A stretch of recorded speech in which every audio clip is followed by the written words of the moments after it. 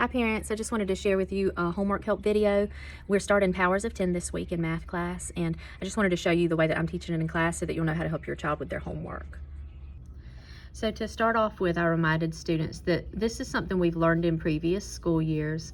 We've learned that there is what we call a zeros trick.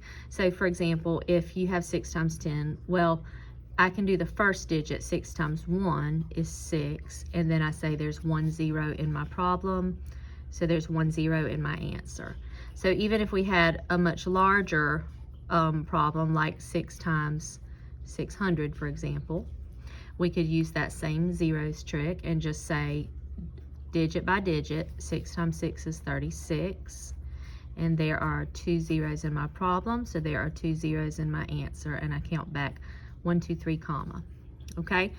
So in 5th grade, we're still using that idea, but we're moving on to teaching about exponents and powers of 10. So the first thing that students need to understand is that these little numbers are called exponents. So 10 to the first means 10 just one times. 10 to the second is 2 tens times each other. And so 10 to the second technically is equal to 100, which is 10 times 10. 10 times 10 is 100. 10 to the third would be 10 times 10 times 10, which would actually equal 1,000. And so what I've spent some time explaining to students today is that even if I had 10 to the ninth, for example, I don't really need to work out 10 times 10 times 10 times 10 times 10 9 times. I can just say, well, I know 10 to the third, when 3 was the exponent, there were 3 zeros.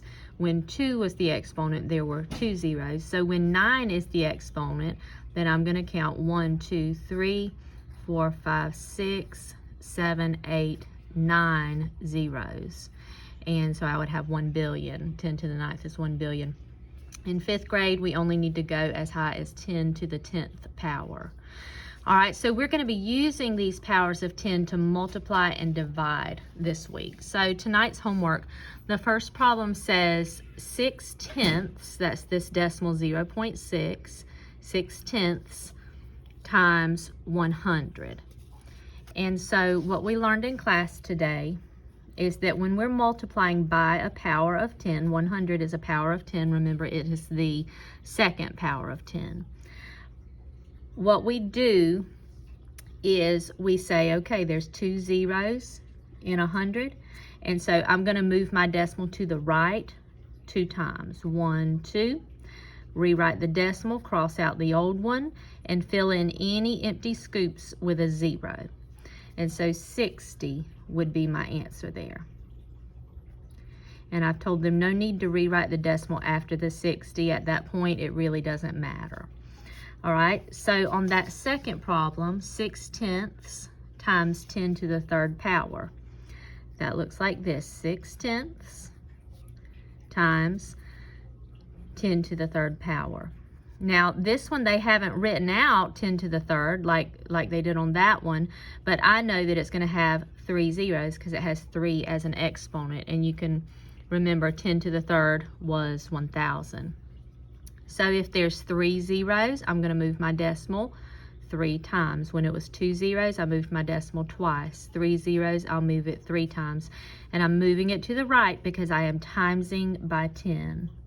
So 1, 2, 3, rewrite your decimal, cross out the old one, and fill in any empty scoops with zeros. And so I get 600 as my answer.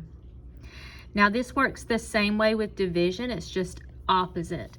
So if you look at the third problem on tonight's homework, 4 divided by 100,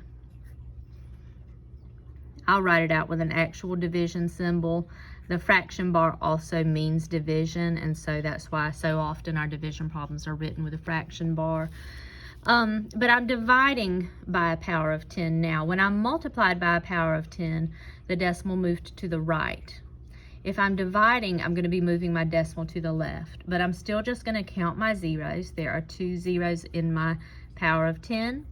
So I'm going to take that decimal point, which at the moment is kind of invisible behind that 4, and I'm going to move it 2 times, just not to the right this time. This time I have to move to the left. So 1, 2, rewrite the decimal, cross out the old one, fill in any empty scoops with a 0. So decimal 04 should be my answer, and the way we read that is 4/100.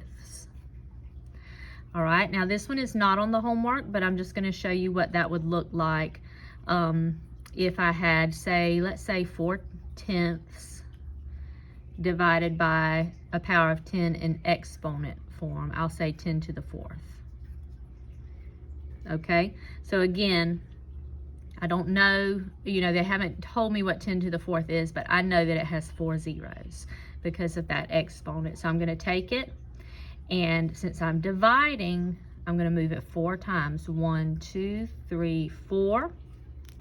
And all of them are empty scoops now. Rewrite my decimal, cross out the old one, and fill in all the empty scoops with a 0. And so my new number would be decimal 00004.